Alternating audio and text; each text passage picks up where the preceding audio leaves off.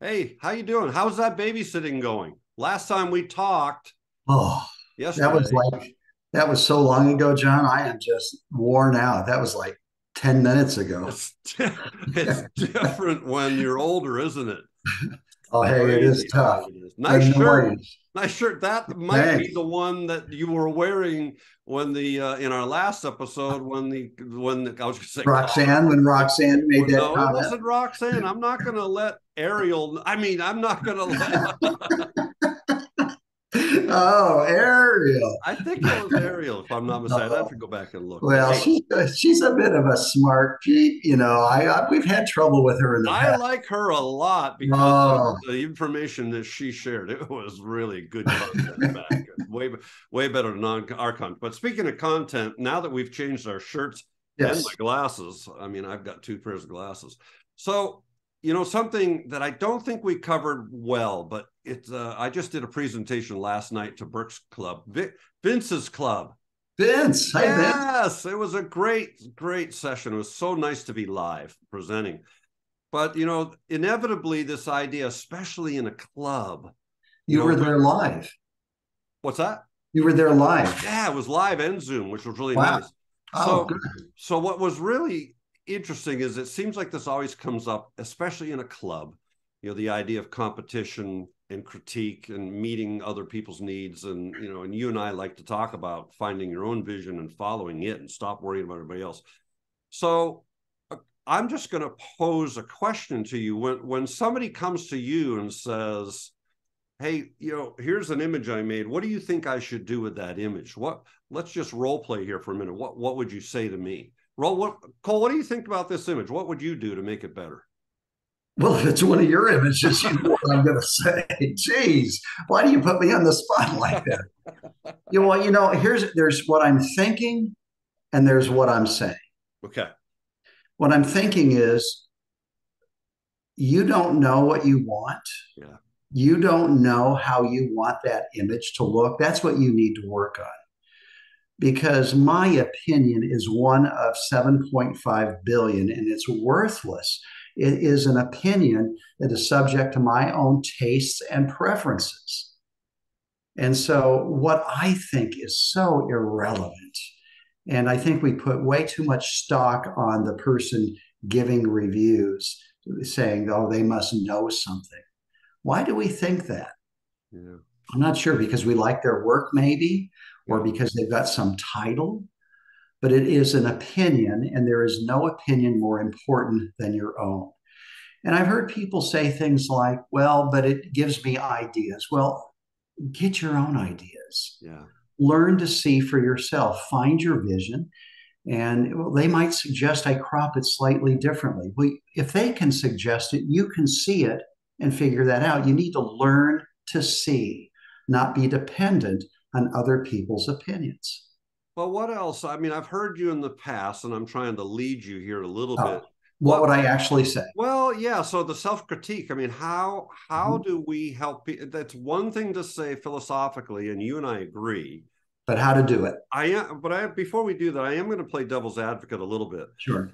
because I mean, I was a new photographer once, and I was so unsure, and I was so full of fears, uncertainties, and doubts about whether I could, FUD that I like to refer to, that I could make good images. I felt I needed to look at Cole Thompson's and Chuck Kimberly's and Sarah Marino's and Jennifer Renwick and go, oh, that's what a good photograph looks like, because I did love their images. And so going to them felt natural to me to go to them and say, how can I make this?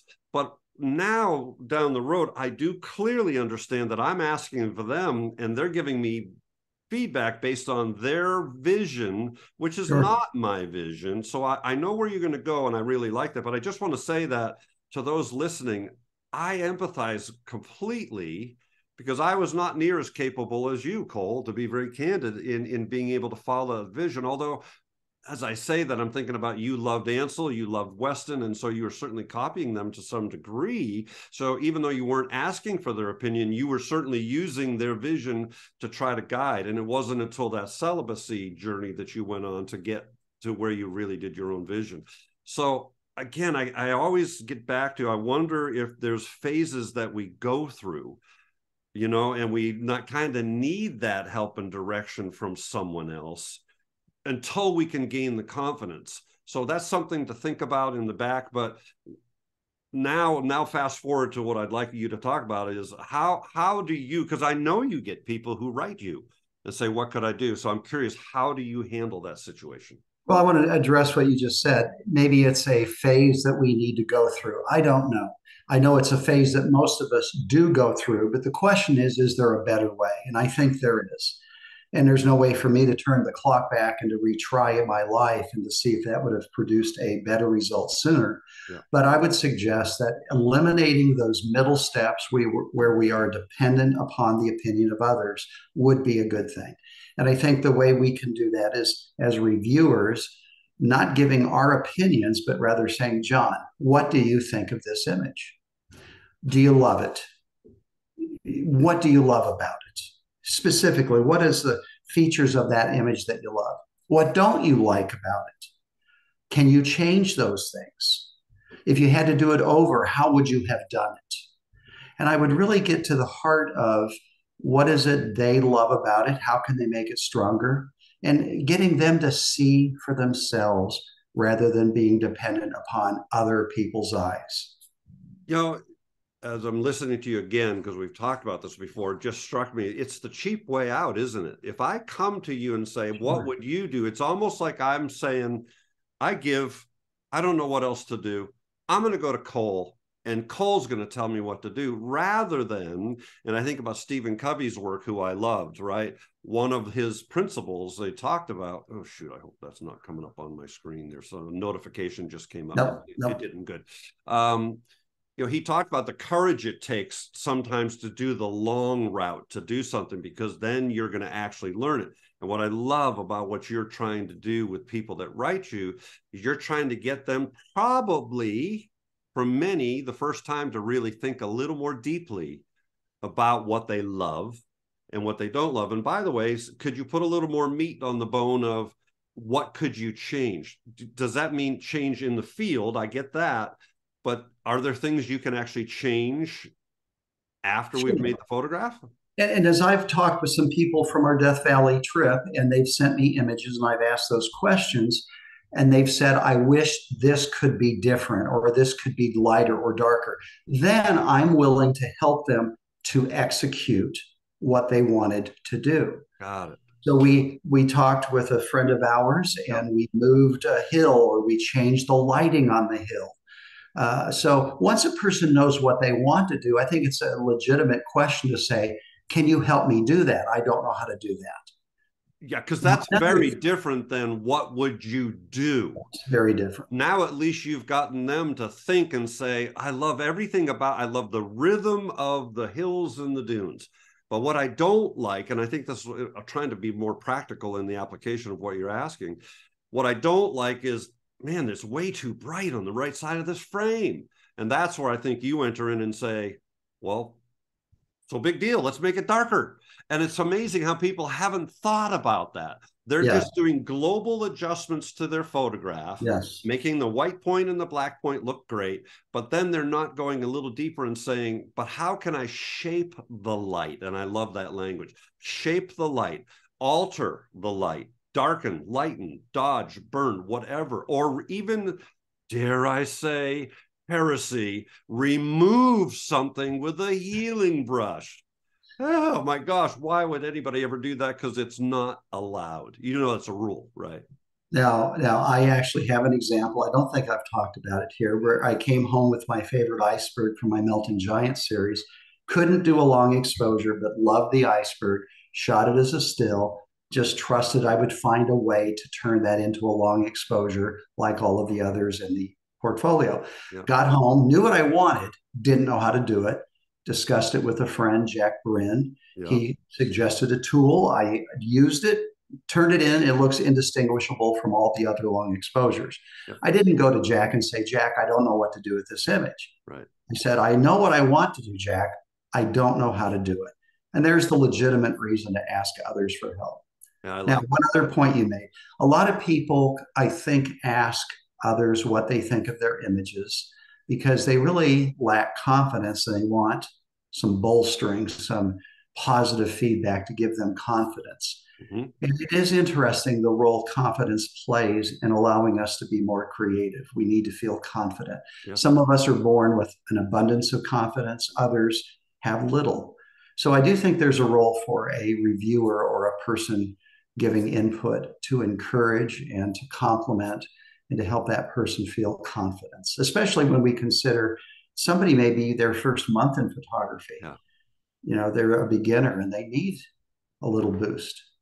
Yep, I remember, again, people who have listened to other of our video casts here know Nancy Rotenberg, that name, and she was my mentor. And that's when she pushed me out the door saying, you should do this for a living, John. You were born to do this. And then I went back to her and said, but what the heck do I do? And she gave me great counsel. And that counsel is essentially what you're saying. Your job is not to be the best photographer. You just need to be an adequate. Succeeded there. I succeeded there. She said, you need to be an adequate photographer. And I went, I'm adequate. I've got adequate dialed in. But then she said, your job is to be their coach. Your job is to kick them in the butt lovingly every once in a while and say, yeah, you can do this. Of course, you've got creative talent. And you're good at that. Everybody does. You're good at that. I try to be really good because the reality is everybody does. And as you well know, I'm living proof that if anybody can make a good photograph, it wasn't me. And now I think I think I've made two now that you actually said, John, those are good. I like that one from Africa. That's I do underappreciate the role of confidence and encouragement in a person being able to find and execute their vision. It's very important and critical. And I think that is a good role for the reviewer. I hate that word reviewer, but it is a good role for that person. But they should spend more time asking questions rather than giving opinions. Amen. And so to wrap up, I think the key takeaway here is if you're going to look for feedback, start doing the work ahead of time on your own. Start asking those questions that Cole is inviting you to ask of yourself. What do I love? What don't I love? How can I make what I love even better, enhance that, make it more prominent in the scene? Is that with a vignette around it so it becomes more prominent? Is that by using cropping, a radial gradient to bring it out? Whatever it might be, those tools, start thinking about and playing and learning about all those tools to do that. And same thing with what you don't like. And then maybe go to a mentor, I'll say, and make sure to pick that mentor wisely. That mentor should be, and I hate using that word, but in this case, I think it's important. It should be somebody who is going to do exactly what you were just talking about, Cole, is going to encourage you, be positive, and then is going to help you meet your vision. To me, that's the critical thing, is don't go find people who are going to love your work and say, oh, you're awesome and all that stuff. No, find somebody who's going to ask those questions again. Well, what do you love? What don't you love? What are you trying to accomplish with this photograph? Do you feel like you succeeded in that? And if you haven't, how can you better capture that next time? Or how can you better process that to bring out those features that you love in this photograph? I think that'll be a great takeaway from this discussion and help people start really getting towards that. I'm following my vision rather than Cole's vision. I mean, I hate it because I'm so bad at it. I just had somebody the other day, to wrap up here, say, your images are starting to look like Cole's. And I went, crap, I don't want to be the best Cole Thompson impersonator. But you can be affected that way. Absolutely. Absolutely. I still struggle. And that's why I still practice photographic celibacy. Yeah. That's why you don't look at the reason you don't look at my pictures is you did look once and you were so mortified. You said, you never want to copy those. That's what you said. This is no problem. I can look at yours all day long, John, because there's nothing worthy of copying. It's just they gave me such a frightening experience. You do a lot of color, and so I just don't have an interest. I just don't. Okay, good discussion. Good discussion. Hey, folks, don't forget, subscribe, ring the bell so that you'll get and that what happens, right? If they ring the bell, they get notifications, but they got to subscribe, because if you don't ring the bell, I think what happens is you never know if we put a new piece of Yeah. content up. So Yeah. ringing the bell says you're going to get a notification somehow, somewhere. We're not good at this, but we sure appreciate all 500 of you. Yeah. It would be even better if all 500 of you actually watched and left a comment. Hello, don't just watch in anonymity. I don't want Roxanne making any more dirty. Another comment about your silly goatee. I'm trying to grow mine out. It just keeps dying. I had a dog nibbling on mine the other day. See you, folks. Okay, see you.